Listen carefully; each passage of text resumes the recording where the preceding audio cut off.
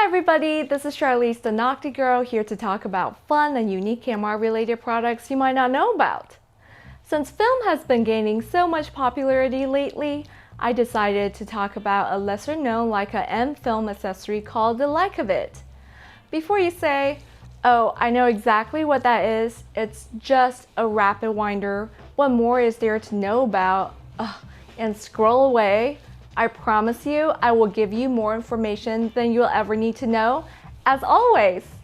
Before I jump in, I need to give a big thanks to a very special person, a world-renowned expert and collector in the Leica world. He really helped me to make sure I have my facts straight and the timeline correct. Mr. Dan Tamarkin from Tamarkin Camera.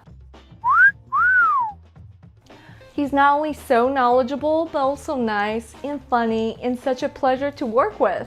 I would recommend you to reach out to him for all your Leica needs. You just can't go wrong. I will leave a link to his website in the description down below. So let's start with some basics. As some of you might already know, the Leicavit is a Rapidwinder for the M film camera. For those of you who don't know what a Rapidwinder is, it's a mechanism that replaces the base plate of the camera that allows you to advance film without taking your eye off the viewfinder and breaking your flow. It allows you to advance film much quicker than a thumb winder and is extremely helpful if you're a left eye shooter. Why do I say that?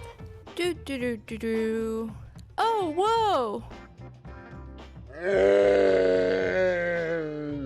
I'm blind! Now my eye! Got myself a Leicavit. Gonna try out this bad boy.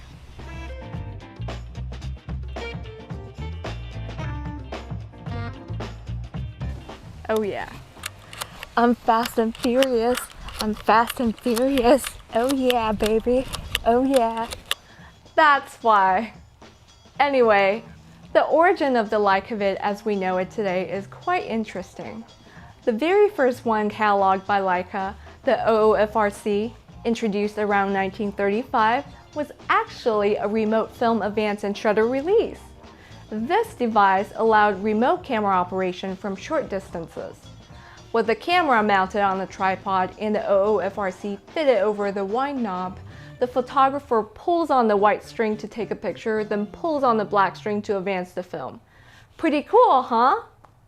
Next, we have the RAPIDO, or the Rapidwinder, which also existed around 1935-ish, was actually not made by Leica.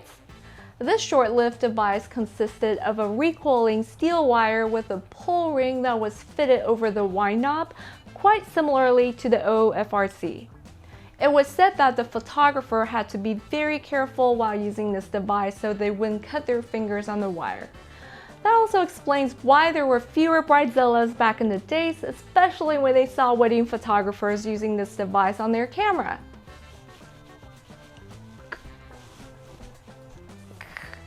Okay, kidding, but not really? Rumor has it that people would use this device to strangle other people. I don't know if this is true, but the bottom line is always be nice to a photographer. Later in 1935, Leica finally introduced the SCNOO, the Rapidwinder base plate that really was the beginning of base plate film advance devices. By pulling the spring-loaded film advance trigger to the left and then releasing the shutter with the right hand, the photographer is able to capture images in the most rapid fashion. The SCNOO was designed to be used with the Leica 3 models, and according to Dan, 7 different varieties were released in different materials and finishes, such as black enamel, nickel, and chrome. There were also a few special editions, such as the X-ray model and the 250 model that was operated by a plunger. Leica 3B with SCNOO Rapidwinder.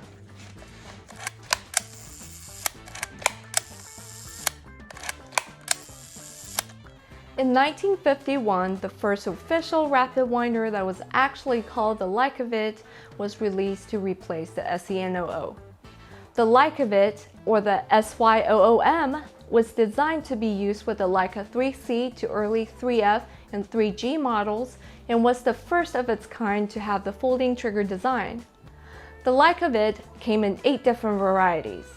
Most were made in silver, though a few of them were in black enamel.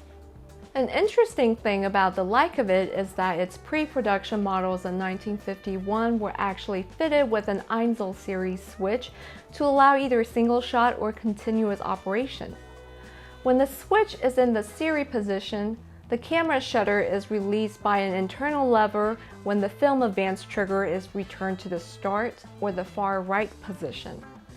This allowed automatic firing without using the camera shutter release. The Einzel position just means single shot mode and requires the use of the shutter release. This Einzel series switch was later removed as test photographers reported difficulty in removing the winder and even damaging the winder and camera when the switch was left on the series mode during removal. Finally, in 1953, the Leicavit was officially introduced to the world without the switch. When the M3 was introduced in 1954, photojournalists using the Leicavit on their 3F bodies at the time asked if lights would make this accessory available for the new M camera.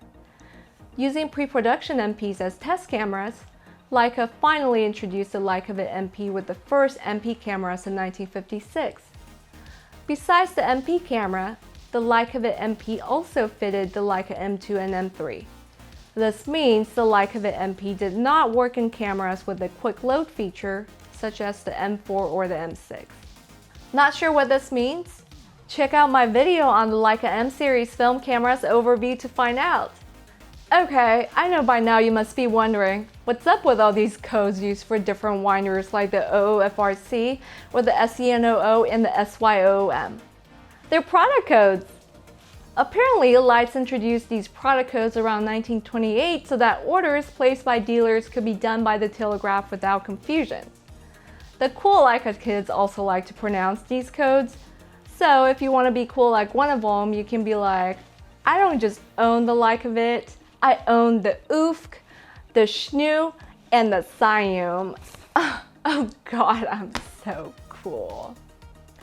Anyway, in 2003, with the introduction of the Leica Mp Reissue, the modern Leicavit, coded SMYOM or SMYOM, that most of us are familiar with and use today, was finally issued. The SMYOM fitted the new Leica MP, M7, M6 TTL, M6, M4P, and M42. They came in black or silver chrome. Well, there you have it! That's the origin and history of the Leicavit and earlier Leica film advanced systems. Do you own any or all of them? Leave me a comment down below.